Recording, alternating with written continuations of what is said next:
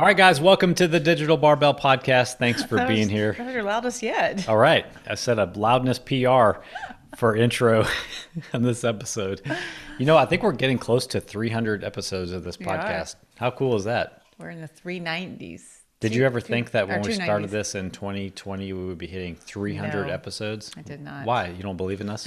You thought we would quit? I You thought think we we're would quitters? Do you think we'll hit 1,000? Probably. All right, that's a this better pace. attitude. We have a good episode today. do. We have a guest on the podcast today. His name is Brad Driver. We found him, what, We s- 2 years ago? not that long. We found him when we started searching for Airstreams, Yeah. and where you like We you still know, had the little guy at the time. yeah, We when were you like, looked, you search like I want to see what the inside of this model of an Airstream looks like, and he popped up on one of these videos. Come to find out, he's into fitness. He's an ex-Marine, highly decorated, flown on, what is the name of the helicopter the president flew? Marine One. Yeah. And now he is like an Airstream expert, but also into fitness, and he coaches people and he understands nutrition. So Has it's, CrossFit level 1 and level 2. it's just like This worlds is are really cool. worlds colliding, Yeah. and we love it. So stay tuned for that episode. I mean, that interview. You're going to love it. Yeah. But we got to acknowledge the sponsor of the week before we Oh. get to the interview. We're sponsored by. This is a weird one, but they reached out. Muscle soreness. How can muscle soreness sponsor a podcast? Because it's all we've been talking about Oh my since gosh. Saturday when we did the hero workout Chad 1000X in honor of Veterans Day and to bring awareness to PTSD amongst veterans and veteran suicide. I sent out an email that on Monday that I did some research, and there's been over 30,000 veterans commit suicide since the 9/11 era, basically. So call it 25-ish years, which is just astounding and sad and terrible. And this workout was come up with by a veteran, Chad Wilkerson, who's also a Marine. He and his wife would train for hikes by doing a lot of weighted 1,000 step-ups weighted step-ups. Yep. in their garage. And doing this workout on Veterans Day is a way to bring awareness to the mental struggle that our veterans can go through coming back from a deployment or from being in a wartime I think situation. this workout first got announced about either 2018 or 2019. I think maybe 2019. He died in 2018. I still owned the gym, and I remember doing the first one, like when my other coach was coaching and just standing there. That was probably stepping up on a 2019. box. Yep. Yeah, so the workout is, if you don't know what hero workouts are, they're workouts that CrossFit puts out that are named and written in honor of first responders, military, and law enforcement that have died. And so, yeah. Not necessarily like in the line of duty, but Right. in honor of those people. And they're the common thread of any hero workout is that they're hard, and it gives you a time as you're going through that hard thing to reflect on the sacrifice that so many people make for our freedom and for the quality of life that we enjoy. I mean, 1,000 step-ups takes a little over an hour to do, and it's like, this is the littlest little thing I can do in my life. It's hard, and while you're doing something like that, it's just great to reflect on like pushing yourself mentally and physically through this hard thing. Honestly, like every time I've done it, like for the past 2 years, I've done it on the correct height box and like with the weight and everything, and like I've kind of always it's been like a mental challenge for me to talk through myself of continuing on. I'm like, oh, I can take some weight out. Oh, I can lower the box. And you don't, and you push through, and you're doing this because these people have given the ultimate sacrifice. Yeah. And this is a little thing that you can do, is you can endure this hour of suffering. So we set up a little thing out in the driveway, and Blakely's grandpa Art was a World War II veteran, and he had a military honors funeral with the flag folding and the rifles being shot in the air, and they folded the flag there in front of them. I'm probably gonna tear up talking about this, but and handed you the folded flag. So Yeah. we still have that flag, and we put it out on a box next to us. And my dad served in Vietnam. He's still alive, and I have part of one of his uniforms, so we left it there. And during this Yeah. time of suffering, I tried to think about the sacrifice that these people made for us. So Yeah. but on the tail end of that, our calves are extremely sore. It's My glutes are sore what's too. today? Tuesday now. We did this on Saturday. And Yeah. I'm usually sore like the sorest 2 days after. So yesterday I was like, okay, I'm good. Tomorrow's going to be better. Honestly, today is the same as yesterday. Like I got to like brace myself to go down a stair. Yeah. It's rough, but You're still getting reminded of the value I'm of doing still hard getting things. reminded. I'm kind of the opposite. Like I get, a lot of people get DOMS, delayed onset muscle soreness. I joke that I get instant onset muscle soreness. Like as we were doing it, he's like, I think I'm already sore. I was like, you are not sore yet. so I was really sore on Sunday, the day after, and it's just gotten better ever since not. then. But we appreciate Muscle Soreness for sponsoring this episode. Maybe like a co-sponsor could be Advil, Aleve, one of these kind of anti-inflammatories. But yeah, I'm looking forward to doing it again next year. Never done it before. Always watch you do it from the sidelines. I'm proud of you for doing it. I kind of like nudged you. I was like, let's do it. Let's do it. And do it with me. And he was like, nah. I'm glad I did. I am glad you did too. And we don't even have to talk about who got the fastest time because it's not about that. Okay, so yeah, you guys are really going to enjoy this interview. Make sure you stick around to the end so you can grab all the handles of where you can find Brad online. He puts out some great content. He's just a great, nice guy. Him and his wife, Blair, travel the country full time in an Airstream right now. So I think you're really going to enjoy this one. So without any further ado, here's the interview with Brad Driver. All right, we discovered today's podcast guest back when we were obsessively researching the differences and all the different kind of Airstream campers out there on the internet. Since then, we found out that the host of those videos that we were watching so many times is a full-time RVer, and he's also a coach with a passion for health and fitness. So welcome to the podcast, Brad. Thank you very much, guys. So honored to be here. Where are you right now? I see some beautiful trees in the background. We are currently in Greenville, South Carolina. So we both grew up near here. Blair and I, my wife Blair, we met actually hiking in Zion National Park 6 years ago in Utah. Ran into each other on Angel's Landing and figured out we were both from the same spot. And she actually worked at the hospital here with my sister. Wow. So that's how we met. We got married 4 years ago, and I jokingly tell everybody, I said, I didn't ask Blair to marry me. I asked her to move into 200 square feet with me full time, which is more of a commitment in my opinion. And she said yes. So here we are, we're still doing it. I would say, that's a great test for a relationship right there. You can get married and like go on a really long road trip to find out if you're compatible, or man, move into a tiny little camper. You'll find out real quick. I actually had a fifth wheel at the time, so it was a little bit bigger space, but we have downsized twice since then to something. Okay. Wow. Well, before we kind of get into the current Brad and everything about, how you stay fit right now, let's kind of back up because, just picking up some context clues from watching your videos on YouTube and stuff. I believe you're a veteran. Is that true? Guilty. Thank you for your service. Yeah. Thank you. And to kind of walk us through, the transition from being in the service to what you're doing now, like how did all this kind of come to be and how did fitness play a role in that? Okay.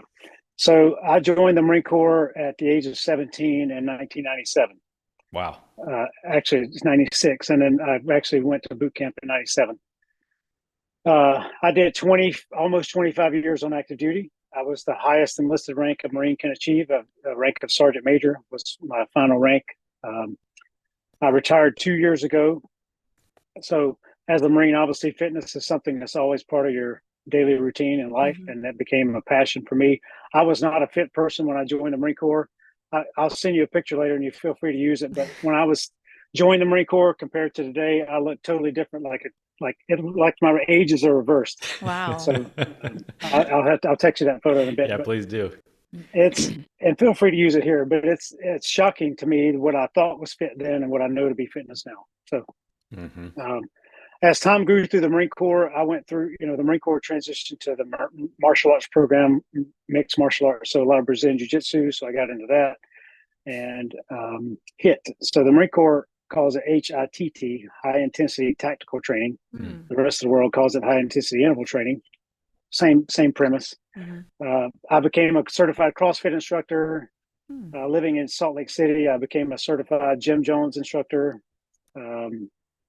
And then many, national certifications across the world just via the Marine Corps because fitness was my passion.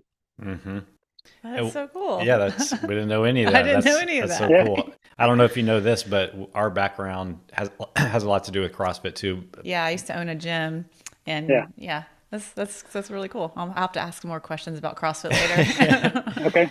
So you went through the CrossFit level 1, I assume, and did you end up coaching CrossFit classes too? I coached. So the Marine Corps paid for me to go to the level 1 seminar and level Oh, 2. I awesome. went through all the things. So it was cool for me to get that opportunity to go teach and instruct. So every unit that I was a part of, as a senior enlisted Marine, I typically took the whole company or the battalion or whatever size unit I was in charge of. I took them once a week. And I like to do things that they would never do normally with their Marines. So I would do an hour of yoga. And that was just so shocking to them because they would never think yoga was hard. Yeah. Or Pilates, or I like to teach things that are off kilter. So I like the TRX bands. I like to just do functional fitness things and Hmm. compound movements. I'm not an isolation bodybuilder kind of guy. That's not my wheelhouse. But Hmm. um, I love the functionality fitness. And I always said, back up 1 second. I was a crew chief, so I worked on helicopters initially in the Marine Corps. And then I got selected to fly on the helicopter with the president. So I flew with Marine One as a crew chief on that helicopter from 98 to '02. Wow. And then I was a drill instructor, so training the new Marines at Paris Island. So did that for 3 years. And then I spent a lot of years deployed. I got hurt, so I couldn't fly anymore. And then I went to a schoolhouse. So I worked at Virginia Military Institute, training the kids there, ROTC college. Hmm. Did that for 3 years, and intermittently in that, I worked at officer candidate school, so training the new officers coming through, and all those things always equated to fitness and always equated Hmm. to entry level, kind of getting off the ground and working with pretty fit people all the time. So Hmm. then I spent 5 years in an infantry battalion. Then I was in charge of recruiting out west, and then I came and finished my job here in Virginia. But all those things, stepping stones, were building fitness things, and were important to me. Yeah. Yeah, that's awesome. Remind me, when did you say you retired from the military? 2 years ago, so 2 years ago. almost this month, 2 years ago. Wow. Wow. Okay. Okay, so I'm trying to put the pieces together here because I feel like, when we found you, you would have already been retired, but some of the videos that we were watching of you teaching about campers was Well, we originally saw you. Yeah, it was like you were educating through Airstream of Utah / Mm-hmm. Wyoming. Yep. Okay. I thought, did you work for them? So when I retired, I had lived in Utah, Uh-huh. and I knew Airstream of Utah. So when I retired from Virginia, Blair said, "Let's move back to Utah because I'd like to go explore that area." Great with me. I inadvertently went to work for Airstream of Utah. Didn't mean to. I walked in there for some parts and walked out with a job. Are you Oh my So, serious? goodness. Just because of your knowledge of the. well, yeah, they knew me from YouTube already because I lived in an Oh, Airstream okay. before then. And Okay. Blair said, "Your definition of retirement and mine are totally different." So, and I'm sorry, Blair couldn't be here today. She's actually working right now, so she would have joined, but she had to go to work about an hour ago. Yeah. Um, so I got a job. I did sales. I did their social media. I worked in the shop whenever they needed extra help back there because that's not work to me. It's something Hmm. I'm thoroughly Yeah. passionate about and enjoy. So That's so Okay, the cool. timelines make a that's little where more you're Yeah. sense now. I okay. have a question about, so did you get you got your CrossFit through the military? Your CrossFit level 1 and 2 through the military? I went to a CrossFit. I went to CrossFit of Denver. Mm-hmm. Hmm. I can't think of their names now, but I did my certification at the Denver CrossFit gym. Okay. But the Marine Corps paid for it. I didn't pay for it out of Oh, pocket. okay. But it was just like a normal, like other people were doing the Yes, CrossFit level yes, 1, not just for the military. Okay. I was just correct. curious. Okay. That Yeah. might have been Matt Chan's gym. Didn't he have a gym I know in Denver? he used to own a gym, and I don't think he Yeah. does anymore, but yeah. Matt was there. I can't remember whose gym it owned at the time, but I yeah, got mine in like 2010, and he was actually my level 1 The instructor instructor. too. He was tough. cool. Yeah, he is tough. Did you know he went on to win the The Titan the Games. Titan Games, the reality show that The Rock had? Did you see that? No, He's the I reigning had no Titan. idea. Yeah. And then That's cool. I think the show got discontinued after he won, I so he just know. goes out on top, and he's He's forever like, I the am Titan. the Titan. That's cool. That's And he cool. was in is he in his 40s now? Yeah. Yeah, I mean, Yeah. this was only like 3 years ago Yeah. that this happened. Awesome. So yeah, go us, people over That's 40. that's cool. That's cool. Yeah. Okay, so yeah, it's all starting to make sense now Mm-hmm. with the timeline and stuff. So you said that you were living in an RV prior to getting the job at Airstream. That's interesting too. Yes. How did that come to be? So in 2012, I was deployed to Afghanistan I knew I was going to be there for 14 months. At the time, I lived in Oceanside, California. I didn't know Blair then. Um, I knew I was going to be going for a year, and I had a young Marine in my unit who couldn't deploy with me. So I rented my house out to him. Mm. Halfway through the deployment, I get an email from him. He said, my wife's pregnant. We wonder if we could extend our lease until she has the baby. Sure, no problem. Because already by then, I knew that I was going to, three or 4 months after I returned from Afghanistan, I was going to Australia for 9 months. Wow. So I didn't need the house anyway. So in my little 3-month interim between deployments, I bought a small 16-foot trailer, and I bounced around the RV parks on base. I'm sorry, there's a helicopter flying over this lab. It's all right. Adds to the effect. Yeah. We can picture the whole thing going down now. Yeah. So anyway, I bought me a small RV. I lived in it. That was my first exposure to it as an adult. My grandfather had a very old Airstream as a kid at the lake. It didn't go anywhere. It was just a static kind of feature. So that was my only other RV experience prior to that. Okay, cool. And now, just so the listeners have some context, you guys live full time in your 27-foot Airstream International right now, right?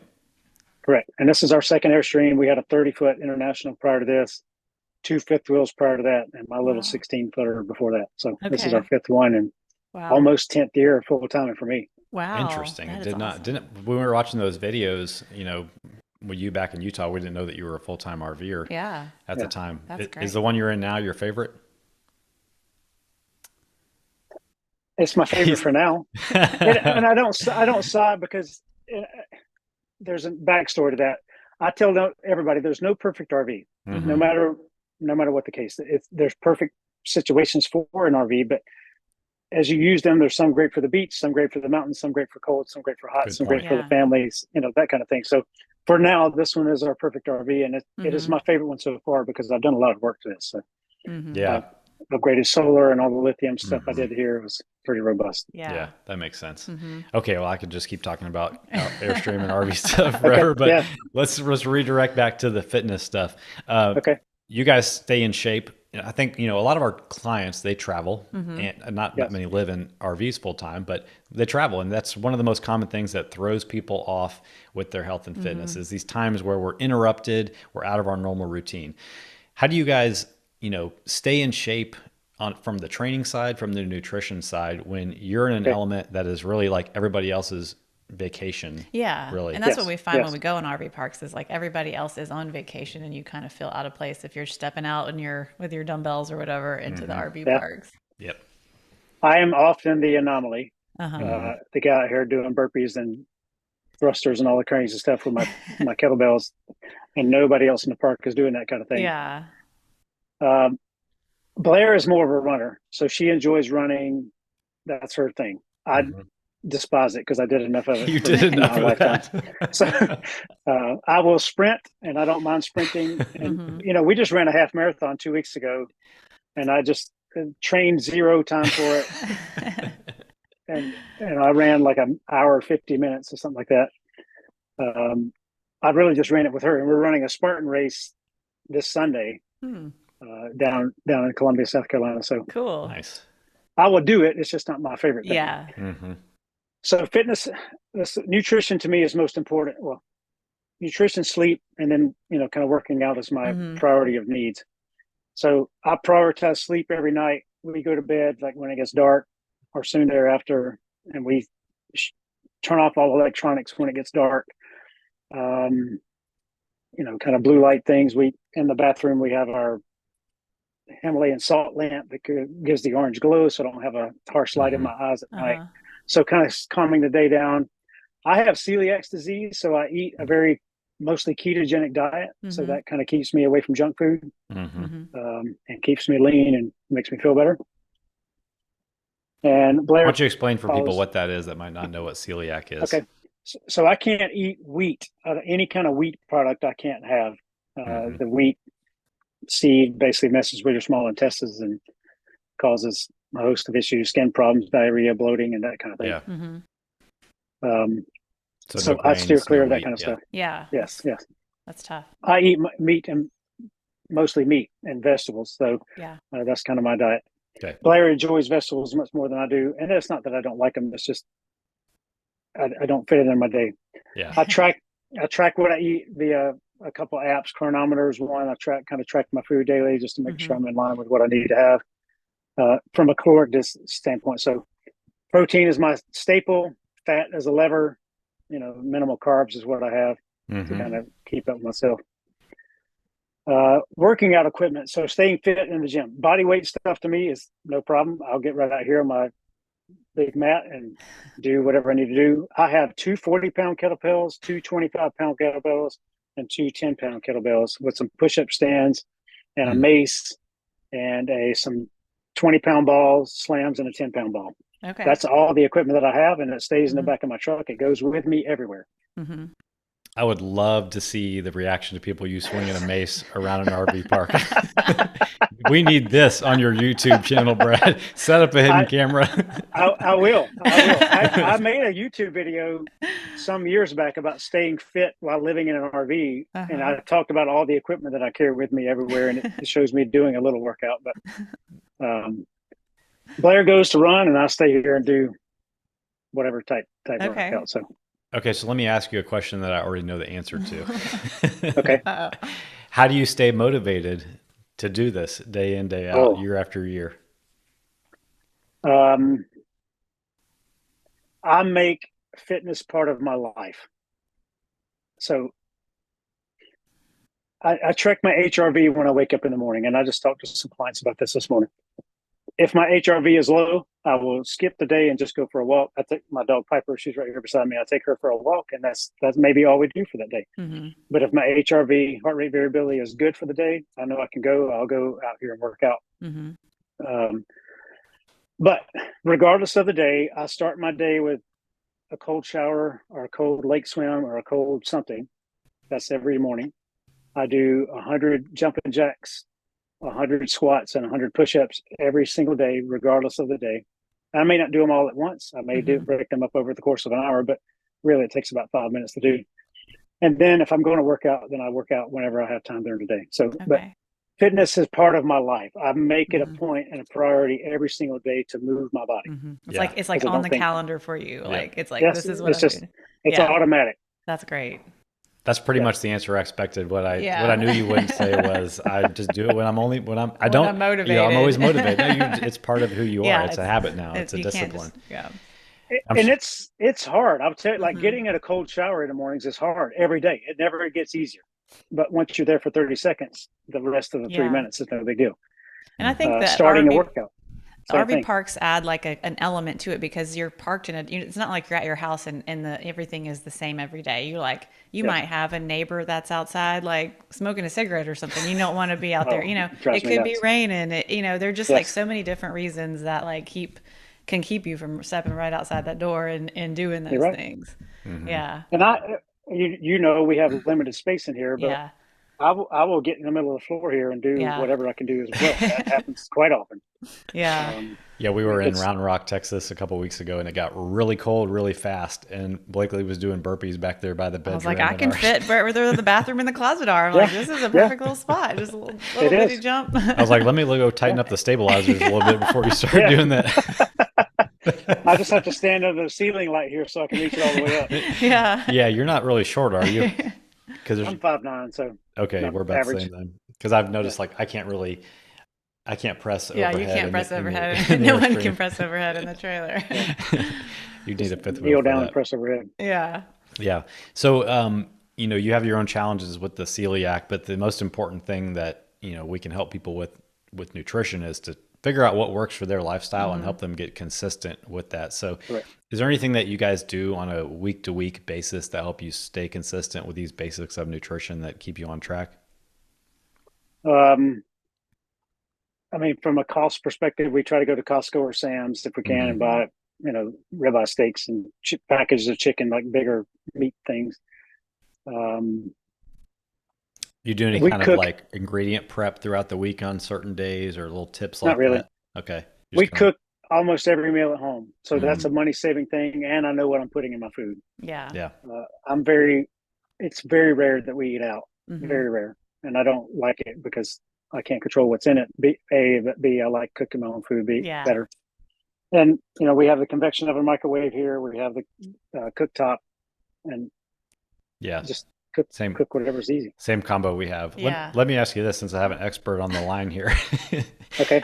Does that thing really work like an air fryer, or is it just stay in convection oven mode? Because I don't see any difference, and I don't know what any of those presets on Like the air fryer F1 settings through actually F9. mean. Yeah. Yeah. What are those? So it does 5 things. I think it's a very, very good microwave, and it's a mediocre everything else. Right. So microwave, air fryer, food dehydrator, grill, and something I can't think of right now, but it does 5 Yeah. things. Yeah. I use the convection oven piece and the grill piece. I don't use the air fryer piece. Yeah. I've used it once, but we have a separate air fryer. Okay. So Yeah. we have a pressure cooker that you change the lid, and it becomes an air fryer. So we have that thing. So that's our air fryer. Okay. Cool. But I use the grill function and the convection oven function in that oven all the I don't time. think we've I forgot about the grill function. Yeah. Oh, does that just turn on the heating element and not the fan? Correct. Okay. So I put 2 steaks in the little tray Mm-hmm. because they're it's halfway up and down, Yeah. and let those things rotate around. Oh. And when I get close to being done, I move them up top and put the grill That's function it. on. Okay. Okay. I need to get out the manual again and see how to turn that function on, because I forgot about that. So many people are kind of scared to use it, and RV grills, propane grills, are typically poor quality. They lose heat and they only heat in one center spot. But I'm a fan of the convection oven microwave. Yeah. Cool. Okay. Well, let's dive back into the fitness stuff again. Okay. We just learned within the last couple of days that you're a coach now. Also, where do you coach? Who do you coach? Kind of what's your specialty and who's your passion for? Okay. So I'm a member of Planet Fitness. As an RV member, we go to Planet Fitness and take a shower. I try to conserve water in the RV tanks. So we just go work out there and take a shower, no matter, kind of, because they're ubiquitous. I work right now at a place called Crunch Fitness. They're I've seen those. National a chain. brand, a national chain. But for them, I do group fitness. So I teach yoga, I do HIIT classes, I do TRX classes, and whatever the group classes, I do all those things. Okay. And I will do a personal training class, but it's hard for me to do that because I like to travel. Like we go every other week, we go on somewhere for a few days. So I couldn't maintain consistent clients. I do have a handful of folks that I coach online, kind of like you guys do, but it's just via email. Somebody I met years ago, and they'll hit me up for a training program or a nutrition program or something like that. Okay. So I do those on occasion, but it's not what I do full time. So it's just something for me to do while we're here in this area. Yeah. So do you work at the one location, or do you work at all the locations where you guys travel? I've never worked for a Crunch until a month ago. So there's okay, one here, 15 miles that way and 120 miles that way. So I work at both of those. Oh, okay. Depending I on what the needs are. see. Nice. That's Yeah, cool. but it keeps me me busy. yesterday you started coaching at 5 o'clock this morning, right? Wow. I did. Man. Yeah, 5:15 this morning. I coached a HIIT class. I really did Tabata, 45 minutes of Tabata. Ooh. Wow. 6 different stations, and we just rotated through. That's great. With a break, we caught our heart rate back, calmed our heart rate down, and started again with another section. And then I went down and taught, I think it's called belly, butts, and thighs or something like that. And then an upper body class. Yeah. But I just do eccentric stuff, push-ups, and it's a lot of women in the class. So women in push-ups always have, they want to do push-ups out here. So I get them in. I said, work on the triceps, work on the strength. But I enjoy those. Oh yeah, that's great. We're always commenting on like the way we see people do push-ups on TV in the movies. Yes. You're just not helping the situation even here. Even like professional football players. Yeah. The little 2-inch push-up. It's like a little pump. I'm not sure what that is, but it's not a push-up. Nothing aggravates me more. Like, I'm a huge Rocky fan, the movie, and nothing aggravates me more than the way he demonstrates walking the bar out of the rack, backwards. Like turn backwards. And I'm like, why? Why are you showing people this? Plus, like, I don't remember which Rocky movie it was, but in that same montage where he's walking the bar out of the rack in the wrong direction, he's also like strict pressing 315. I'm like, okay, he's got some fake weights on there. I mean, Rocky's strong in my mind, but he's not that strong. That's absurd. Not as a professional boxer anyway. Yeah, no. Where you guys are in South Carolina right now, like how much traveling are you actually doing? Are you hunkering down for a month at a time, or how much are you on the road? So the only reason we're here, we've been going for me. I've been going for a long time, but Blair's been going for 4 years with me. We wanted to spend the holidays with her and my Hmm. family. So my Hmm. sister's 20 minutes that way, and her sister's 20 minutes that way, and our folks are 20 minutes in north south direction. So we're kind of centered between everybody. But we just finished hiking the Appalachian Trail Mm. Wow. in July. So we left Utah in February. March the 13th, we started in Georgia and we walked all the way to Maine. So 2,200 miles on the Appalachian Trail. Wow. What? Okay. Wow. And we said when we finished the trail, we don't want to work for the rest of the year. Yeah. So we'll just hang out here with family. So we're here until probably January. And we take side trips. Like we went to Lima, which is a Hmm. Airstream rally in North Hmm. Carolina. We've been out to the coast of North Carolina. We've been down to Beaufort, South Carolina, and Georgia. We just, take a 3-4 day trips as we Yeah. go. Yeah. That's great. We interviewed a guy named Jason Grubb. He's the Masters champion for CrossFit in the 40 to That's 40. like 4 years, I think. Yeah, and he's a full That's time cool. RVer also. As of now, I think he's looking at buying a house now. But I'm going to ask him the same question that I asked you. The same question that I asked him, because we've toyed with the idea, of going full time in ours. Yeah. Is it a great idea, or is it the greatest idea? For me, it's been the greatest idea. Blair and I own property, so we have property out west in a few places in a few states, and Okay. some over here on the East Coast. So, but none of those have a house on it, and Hmm. everything we own fits in this trailer or in my truck. There's no extra. I don't have No a storage storage. facility. Hmm. Everything is kind of niched down into what we need. So, to me, that's extremely freeing. Hmm. If I don't like my neighbors, I can just move. And we're on a goal to, like I say, plant a flag, and whatever I can see, days drive around that flag, I go see and do all the things, and then move the flag Mm. and see all and do the Yeah. things, move the flag. So That's great. I'll also send you a picture of the map of everywhere we spent the night in an RV, which is pretty Oh, that's cool. pretty cool. That's cool. We should start Yeah, doing I that. know. That's a really good idea. Just Man, drop a well, pin on a Google yeah. map. Yeah. I mean, I want the listeners that are listening to or watching this on YouTube to go check out your YouTube channel. Tell us why 13 Adventures is a thing. Where did that name Okay. come from, and what's the point of that channel? We started it right as we were getting our first Airstream. Really, I wanted to start it. Blair came up with a name because she's kind of a nerd, but 13 on the periodic table of elements is aluminum, and we live in our aluminum adventure Ah, mobile, so that's where 13 Adventures come from. I Nice. love it. Yeah.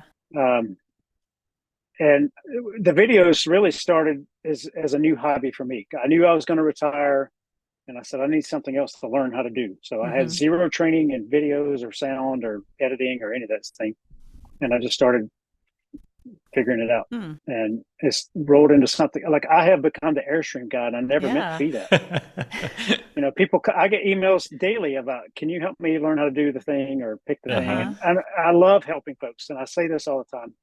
The reason I have continued is because I want you to go enjoy this as much as I have enjoyed this, and Blair and Hmm. I have enjoyed this. So if you're frustrated and don't know how to use your system or don't know how to work a thing or something breaks, it's extremely frustrating. So I Hmm. want you to be self-sufficient enough to go use your shiny new Yeah. toy. That's cool. So you're completely self-taught on everything you've done in the trailer as well. Like you've just learned through your own Yes. experience. Wow, that's If great. if it's broken, it's broken on me on some trailer, something is broken somewhere. So, and working on helicopters, Hmm. honestly, Yeah. much of those skills transfer into working on these. Yeah. I Yeah, bet. you're not afraid to take things apart, Hmm. Not at all. which is like one of the Yeah. major obstacles to overcome, like when in working on an Airstream, because like not all the It's fasteners scary. are just, you can't just see how everything is put together. You Yeah. might have to take 6 things apart till you get to the thing that you Yes. actually want to Yes. see. Yeah. Am I going to remember how to put this thing back together, and how many extra screws am I going to be holding Yes. when I Yes. think I'm done? So I The have a first time question. Blair saw this trailer, I had the bedroom completely, everything removed out of it. She goes, "We just bought this thing and you have torn it apart. Is it Yeah. going to go back together?" Where's the That's mattress? funny. Yeah. I have a question about your training for yourself. Like, so Okay. how do you train yourself daily? Um, I really, I like to do like I said before, compound movement. So I would do a set of thrusters and squats. And so I do kind of a full body workout every time I Uh-huh. do something. Okay. Okay. I just, whatever, and then occasionally I'll throw some sprints in there. One of the things that we were kind of worried about with if we were to go full time in our camper is, not having a barbell and, tons of 45-pound plates and all that stuff.